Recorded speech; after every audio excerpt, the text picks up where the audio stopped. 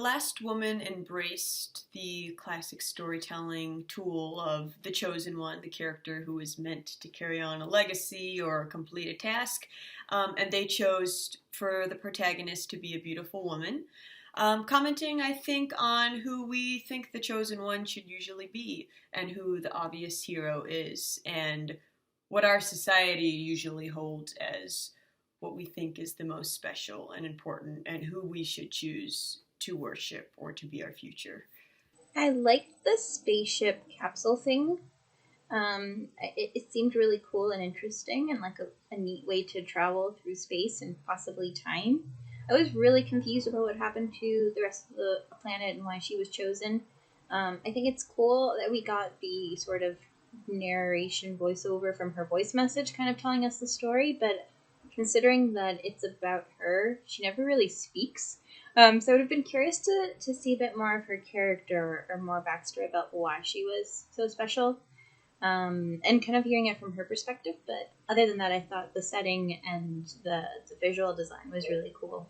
I thought where they shot was really, really beautiful. I thought the concept was really, really interesting, really intriguing to me.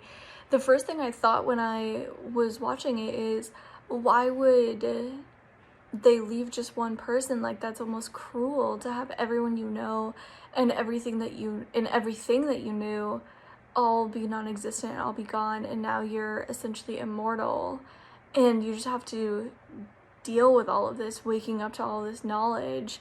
And that was the first thing I thought, that it was kind of like, I wouldn't want to be in her position. I wouldn't want to be in that, in that way. But I get it as he kind of explains more and more about, alternate dimensions and things like that, and that his, soul or his spirit is with her.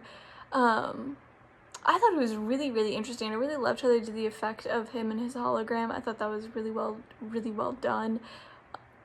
It was really beautifully shot. I loved all the color and everything else that went into it. They had a lot of like really big wide angles, which I thought were really lovely.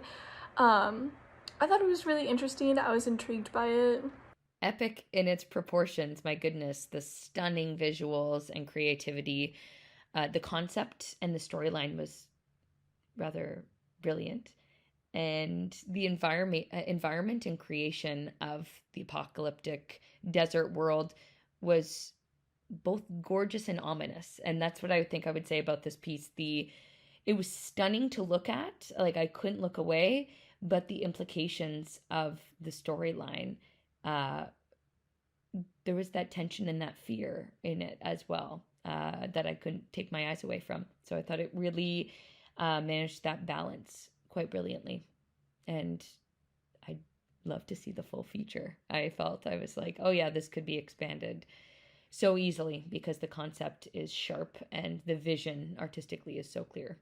The Last Woman is an interesting take on, like the last person on Earth genre. It's a little short little thing just showing like, this woman discovering that she's the last one on Earth, and it's a very interesting concept, and what's going to be the future of her and humanity, and what's going to happen and all that. So it's a fairly interesting piece.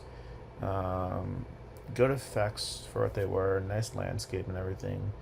The actors are both pretty good, and yeah, overall pretty solid. This one, probably the shortest of the group, it made great use of its set as well as its setting. The premise of the film invited some contemplation for me as a viewer, and I'm sure it will do the same for others as well. It does that in a good way as well, and it makes really good use of its short running time to be quite memorable and leave an impact. Also has a protagonist that doesn't speak for the film's duration, yet still manages to adequately convey the emotions that come with the situation that she's found herself in. It's pretty open-ended, but I think that's what the filmmakers intended, and I think the fact that I'm still thinking about it is a good thing, and I'm sure that others will agree. I think that this film does a really good job at establishing the sort of post-apocalyptic, barren, completely deserted Earth that we all kind of fear for whatever reason. Might it be pollution or whatever? This happens to be where the film is set. I think the barren landscapes are really well shot and the animation's really well done.